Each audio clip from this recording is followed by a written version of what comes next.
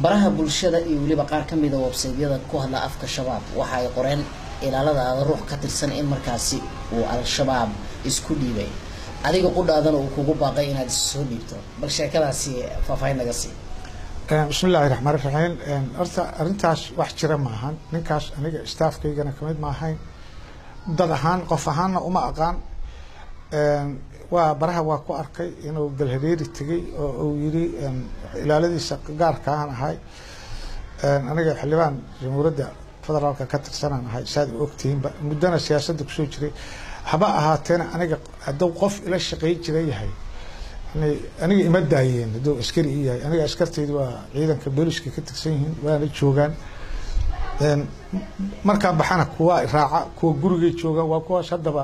iyagoo labisan taagan meesha galhareeri iyo xamarna isuma dhowo meel hal saac ama loo kala socdo ama la isaga geli karo ma hadalkaas waa hadal been abuura waxaana baaris uga jirnaa qofka asaga ahaan shakhsiyadiisa ciduu yahay iyo macnaha uu yahay iyo sababta keentay inuu galhareeri looga duubo website-yadana uu kasoo dhigo idaacadda Andalus-na uu kasoo hadlo marka waxaas wax jira maahan shaqulna kuma leeyahay anigu waa gartay bootan sidaad sheegtaba dagaal wax badan baad ka ogsoon tahay nabadana waxbaad ka ogsoon tahay dagaaladii dalka ka dhacay aybaad ka ahayd sidii ay rabaanba markaasi ha u dhacaaneen ma is leedahay dagaalaad ku qaldantay oo aad is leedahay maanta waad ka qoomamaynaya waa uu jiraa intii dagaal la dhacay ma rabo inaan meediyaha ka sheego laakiin dagaal guul lagu gaaraba ma jirin wixii dhacay waaga isbedel baa ku yimid guud ahaanba dalka siyaasadiisa gaar ahaan hoggaanka sare sansaanta 40 sano ku muuqato maxay ka bedelantahay 40 la soo dhaafay aniga waxba iga bedelan 40 sanana problem ku iska jiray magaaladan hadda xamar waa ciidan xasiliya loo sameeyay xasilkii dhacdiisana waa la isqarxinay dawladda iyo cidda ka soo horjeedana saas u dirirayaan wayahay waysan ku muuqan bootaan oo kale iyo qof la mid ah markii 15 askari in ka badan iyo qoryaha waaweyn ay wataan in cabsi gelin bulshada qaybeeda kala duwan wadooyinka markaad mareysaan ay gelin karto arintaas sax waay waa gelin karaa been lama rabo waxa way bulshada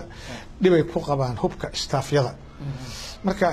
waa la yareeyay laakiin in la kordhiyo in la yaraanta la rabay moogta afar inay ka badnaato in la yareeyo qoryaha waaweyn laga dhigo sax weey shakhsi ka tirsan sida la sheegay shabaabku biiraan la yiri wali inta aad xildhibaan ka ahayd ama sanadii hore ama sanadkanba cid ku soo wacday oo shabaab ka tirsan ma jirta oo kula hadashay wax u baahan ku dhahan wixii ay rabaan noqdaan maya aniga nimankaas xariir ah aniga nimankaas aniga hadda kor isbitaal Nairobi laga qaado way dhaawacan ana xildhibaan dhaawacan markaasna maxkamadaha iyo waxa isku daray shabaabka aniga nimankaas waa niman